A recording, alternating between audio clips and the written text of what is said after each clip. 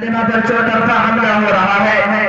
پورے امت مسلمہ کو دین اسلام سے متنفر کر کے ان کے ایمان کو سلب کرنے کی کوششیں کی جا رہی ہیں. بڑے بڑے فتنے جہنم کے شعلوں کے مانند بھڑک رہے ہیں. طرح طرح کے ایمان سوز اخلاق سوز فتنے جنم لے رہے ہیں. ارتداد و بے دینی کی لہریں اپنے عروج پر ہیں. اسود عنسی اور مسلمہ کذاب جیسے دوسرے اسلام دشمن عناصر دین اسلام کی جڑیں اکھاڑ پھینکنے کے لیے بےتاب ہے. الحاد و ارتداد کی آندیاں نبوت محمدی کو چیلنج کر رہی ہے.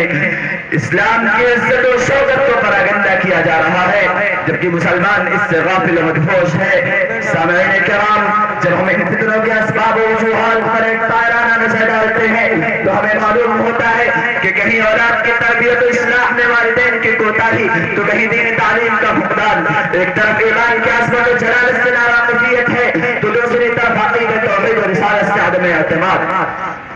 ایک طرف اسکولوں اور کالجوں میں مخلوط نظام تعلیم کا رواج ہے تو دوسری طرف بے حیائی و بدکاری کا بڑھتا ہوا سیلاب. کہیں کثرت سے سوشل میڈیا اور اسمارٹ فون کا استعمال ہے تو کہیں اسلامی عقائد و نظریات میں شکوک و شبہات پیدا کرنے والی صلیبی اور صہیونی سازش ہے. اسی پر بس نہیں بلکہ اگر ایک طرف بے جا رسم و رواج کی وجہ سے نکاح کی دشواری تو دوسری طرف کفر سے بریک کرنے والا فقر فاقہ.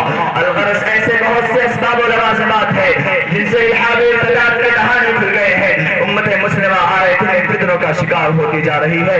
حتیٰ کہ ایک رپورٹ کے مطابق 10 لاکھ مسلم خواتین اپنے ایمان کا سودا کر چکی ہیں اور نہ جانے کتنی خواتین اس فتنہ کی زد میں آ کر اپنی ہدایت کی روشنی سے نکل کر کفر کی تاریکی میں جانے کو تیار ہیں.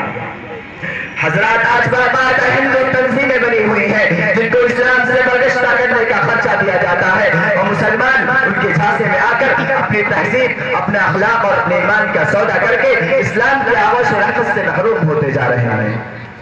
حضرات، سوال یہ ہے کہ کیا ہم نے کبھی ان فتنوں سے نپٹنے کی کوشش کی؟ ان کے سب کے لیے کوئی